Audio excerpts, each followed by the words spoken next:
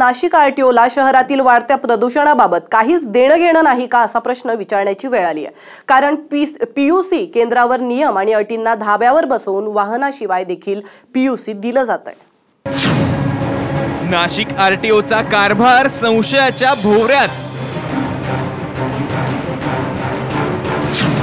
पैसे भरल्यावर वाहनाशिवायही मिळतं पीयूसी। जिल्हाधिकाऱ्यांच्या शासकीय वाहनांनाही बनावट पीयूसी। वाहनांद्वारा होणाऱ्या पीयूसीची चाचणी करणाऱ्या पीयूसी केंद्रांवर कोणतीही तपासणी न करता सर्रासपणे बोगस पीयूसी सर्टिफिकेट दिलं जात असल्याचा गोरखधंदा नाशिकमध्ये सुरू आहे। धक्कादायक म्हणजे चक्क नाशिकचे जिल्हाधिकारी आणि मनपा आयुक्तांच्या शासकीय वाहनांना देखील अशा प्रकारे बनावट पीयूसी देण्यात आलंय। तो हम लोग पीयूसी के स्टेशन पे गए और हमने पीयूसी बनवाया। हम 2 व्हीलर पे गए थे और हमने पीयूसी बनवाया। उसने तुरंत बिना चेक किए हमें पीयूसी बना के दे दिया।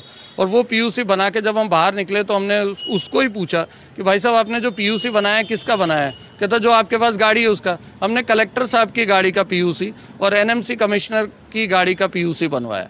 तो ये इससे ये पता लगा हमें, और ये 3-4 स्टेशन पे मतलब बिना देखे भाले वो लोग पीयूसी बना रहे हैं। एकीकडे हा धंदा सर्रास सुरू असताना दुसरीकडे आरटीओ प्रशासनाकडून मात्र अशा पीयूसी केंद्रांवर कुठलीही कारवाई होताना दिसत नाहीये। जितने भी ये ऐसे चल रहे हैं इनका तुरंत लाइसेंस रद्द कर दिए। करीब 50 से 60 ऐसे पीयूसी सेंटर्स हैं सिर्फ नासिक डिस्ट्रिक्ट में ही। तुरंत उनका लाइसेंस कैंसिल किया जाए और नए लाइसेंस दिए जाएं। और आरटीओ के ऊपर हम लोग फौजदारी गुनाह दाखिल करने जा रहे हैं, क्योंकि ये एक तरीके से आरटीओ का काम था जो हमें करना पड़ रहा है कि वो पूरी तरह से लोगों को मरने के लिए छोड़ रहे हैं।